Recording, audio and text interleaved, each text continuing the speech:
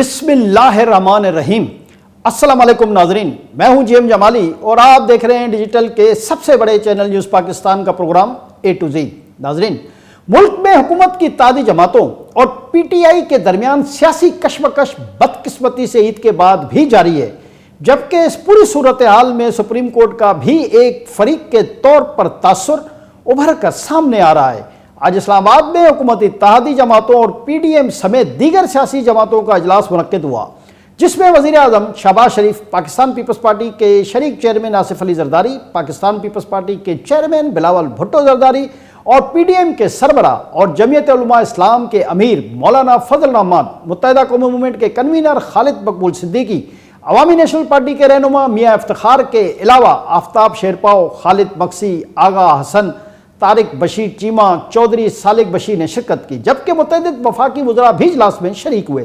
اجلاس میں election commission کو پنجاب اور کے پی کے الیکشن کے لیے فنڈ جاری کرنے اور سپریم کورٹ کی طرف سے دی گئی ڈیڈ لائن کے حوالے سے اہم فیصلے بھی کیے گئے، جبکہ اجلاس میں پی ٹی آئی سے مذاکرات کرنے کے حوالے سے تبادلہ خیال کیا گیا۔ اجلاس کے بعد وزیر اعظم شہباز شریف نے بات چیت کرتے ہوئے کہا کہ مذاکرات کے دروازے بند نہیں کیے جا سکتے۔ انہوں نے کہا کہ حکومت نے 3 رکنی بینچ کا فیصلہ قبول نہیں کیا ہے، تاہم اس حوالے سے آخری فیصلہ پارلیمان کا ہوتا ہے اور پارلیمنٹ کے اجلاس میں ایک مرتبہ پھر فیصلہ کیا جائے گا۔ انہوں نے کہا کہ پارلیمنٹ کا فیصلے کا احترام ہونا چاہیے۔ انہوں نے کہا کہ الیکشن کے لیے اکتوبر یا نومبر کی تاریخ بنتی ہے۔ انہوں نے کہا کہ سپریم کورٹ پنچایت یا ثالثی کا کام نہ کرے، کیونکہ وہ پنچایت یا ثالث نہیں ہے، ان کا کام قانون و آئین کے مطابق فیصلے دینا ہے۔ وزیر اعظم نے کہا کہ پی ٹی آئی کے ایجنٹوں نے پاک فوج کی قیادت کی کردار کشی کے حوالے سے ہر لحاظ سے جو کام کیے ہیں وہ قابل مذمت ہے۔ انہوں نے اپنے مفاد کے لیے پاکستان کو نقصان پہنچایا ہے۔ جی ناظرین، دوسری طرف آج سپریم کورٹ کے چیف جسٹس عمر عطا بندیال نے کسی بھی مقدمے کی سماعت نہیں کی۔ بتایا جا رہا ہے کہ آج چیف جسٹس کو 12 مختلف مقدمات کی سماعت کرنا تھی، لیکن انہوں نے ایک بھی مقدمے کی سماعت نہیں کی۔ واضح ہے کہ گزشتہ 2 دنوں میں 2 آڈیو ایک سامنے آ چکی ہیں، جس میں سے ایک میں چیف جسٹس عمر عطا بندیال کی ساس پی ٹی آئی کے وکیل خواجہ طارق رحیم کی اہلیہ سے بات چیت کر رہی ہیں۔ اس گفتگو میں چیف جسٹس کی ساس اور خواجہ طارق رحیم کی اہلیہ پی ٹی آئی کی مکمل طور پر سپورٹ کرتی سنائی دے رہی ہیں، جبکہ دوسری آڈیو لیک سابق چیف جسٹس آف پاکستان میاں ثاقب نثار اور پی ٹی آئی کے وکیل خواجہ طارق رحیم کے درمیان ہے، جس میں سابق چیف جسٹس خواجہ طارق رحیم کو از خود نوٹس لینے کے حوالے سے اپنے تجربات کی روشنی میں رہنمائی کر رہے ہیں۔ انہوں نے آڈیو لیکس کو سننے کے بعد اندازہ ہوتا ہے کہ ماضی میں بھی اور آج بھی عمران خان اور پی ٹی آئی کو ملک کی اعلیٰ ترین عدالتوں کی طرف سے کتنی بڑی سپورٹ حاصل رہی ہے، اور یہ بھی واضح ہوتا ہے کہ عمران خان کو حکومت میں لانے کے لیے کہاں سے کیا منصوبہ بندی کی گئی تھی۔ جی ناظرین، یہاں یہ تذکرہ بھی بہت اہم ہے کہ گزشتہ روز director general I S P R major general Ahmed Sharif Chaudhry کی طرف سے ایک اہم پریس کانفرنس کی گئی، جس میں موجودہ ملکی اور بین الاقوامی صورتحال میں فوج کی پوزیشن کو واضح کیا گیا ہے۔ پریس کانفرنس سے خطاب کرتے ہوئے ترجمان پاک فوج میجر جنرل احمد شریف چودھری نے کہا کہ دہشت گردی کے خلاف ہماری کامیاب جنگ آخری دہشت گرد کے خاتمے تک جاری رہے گی۔ عوام کے تعاون سے ہم ہر چیلنج پر قابو پا لیں گے اور وطن عزیز کو مستحکم اور دائمی امن کا گہوارہ بنائیں گے۔ انہوں نے کہا کہ پاک فوج غیر سیاسی ادارہ ہے۔ افواج پاکستان اور منتخب حکومت کا غیر سیاسی اور آئینی رشتہ ہوتا ہے، اسے سیاسی رنگ دینا مناسب بات نہیں ہے۔ پاک فوج کے ترجمان نے کہا کہ ہمارے لیے تمام سیاستدان اور سیاسی جماعتیں قابل احترام ہیں۔ پاک فوج کسی خاص جماعت، سوچ یا نظریے کی طرف راغب نہیں۔ سیاستدان فوج کے غیر سیاسی ہونے کی سوچ کو تقویت دیں۔ انہوں نے کہا کہ انتخابات کے لیے فوج کی طلبی حکومت کا اختیار ہے۔ اس بارے میں وزارت دفاع نے زمینی حقائق کے مطابق اپنا جواب الیکشن کمیشن اور سپریم کورٹ میں پیش کر دیا ہے۔ جی ناظرین، پاک فوج کے ترجمان نے واضح کیا کہ اعلیٰ عسکری حکام کی چیف جسٹس سے ملاقات کی تفصیل پبلک نہیں کی جا سکتی۔ موجودہ حالات میں قومی اتفاق رائے ہونا چاہیے۔ مارشل لا اور ایمرجنسی سے متعلق محض قیاس آرائیاں ہیں۔ انہوں نے کہا کہ میڈیا اور سوشل میڈیا پر افواج پاکستان اور اداروں کے خلاف بات چیت نہ صرف غیر ذمہ دارانہ بلکہ غیر آئینی بھی ہے۔ اس کے پیچھے کچھ ذاتی اور سیاسی مقاصد بھی ہیں اور کچھ کیسز میں بیرون ممالک کی ایجنسیوں کے ایجنڈے کو بھی آگے بڑھایا جا رہا ہے۔ واضح رہے کہ سوشل میڈیا پر P T I trollers Pak فوج کی کردار کشی کی مہم چلا رہے ہیں، جس کے بارے میں فوج کا موقف ہے کہ یہ بیرونی سازش اور بیرونی فنڈ کے ذریعے کی جا رہی ہے۔ جی ناظرین، پاک فوج کے ترجمان نے کہا کہ تعمیری تنقید قبول ہے اور اس میں کوئی برج نہیں، لیکن پاک فوج کو کسی دھونس سے دباؤ میں نہیں لایا جا سکتا۔ قانون کو ہاتھ میں لیے بغیر قانون کو حرکت میں لا سکتے ہیں۔ ہر الزام کا جواب دینا ضروری نہیں سمجھتے۔ جی ناظرین، پاکستان کی سیاست میں یہ بہت اہم پہلو ابھر کر سامنے آیا ہے کہ ایک قابل ذکر تعداد میں سابق فوجی افسران اور جوان عمران خان کی حمایت کر رہے ہیں اور براہ راست سیاست میں حصہ بھی لے رہے ہیں۔ اس صورتحال کے پیش نظر پاک فوج کے ترجمان نے کہا کہ سابق فوجیوں کی تنظیموں کو سیاست کا لبادہ نہیں اوڑھنا چاہیے۔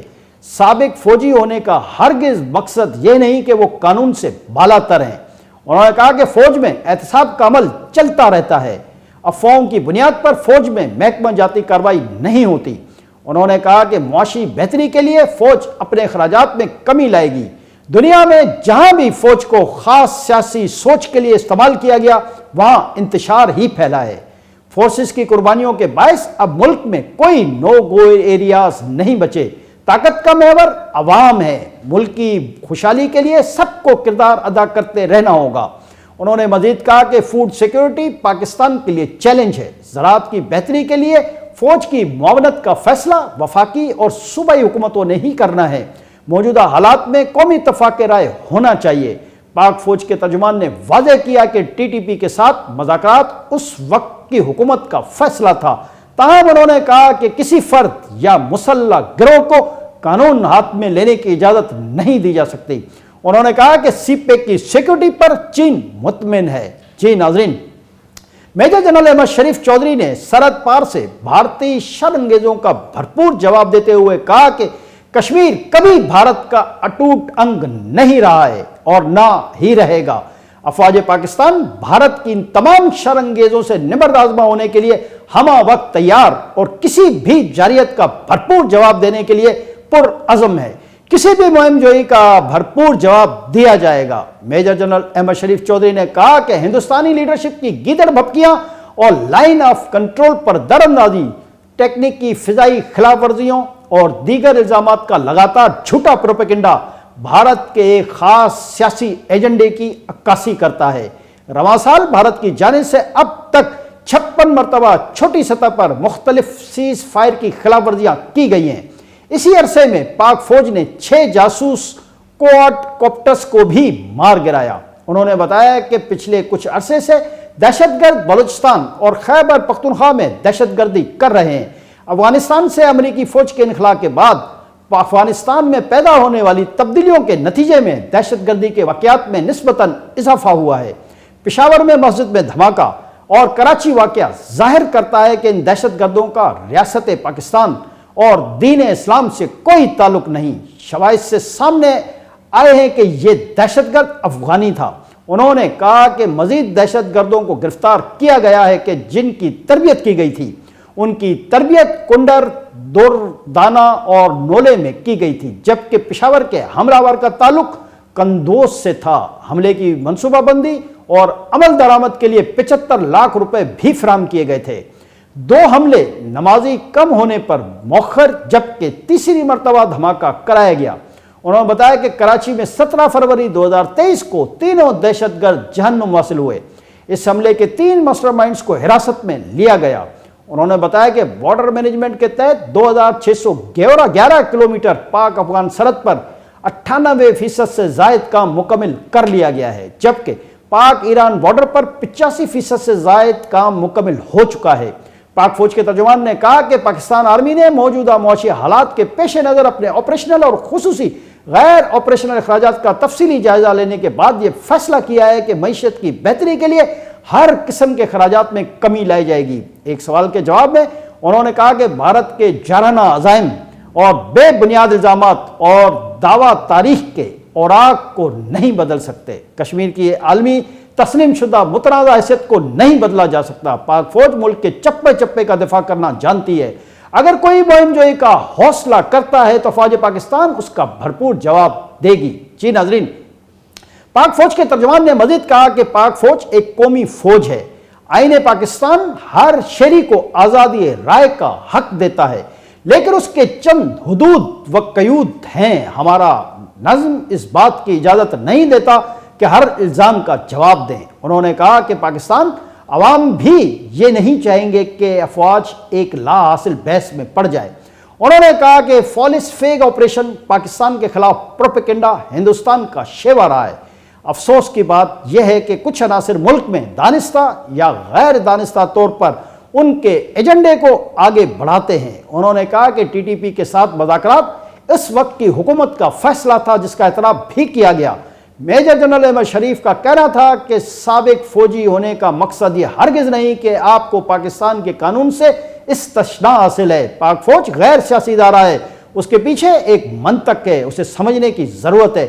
اگر فوج کو خاص وجہ کے لیے استعمال کیا گیا تو انتشار پھیل جائے گا۔ پاک فوج اور عوام نہیں چاہیں گے کہ افواج پاکستان کسی سیاسی جماعت کی طرف راغب ہو۔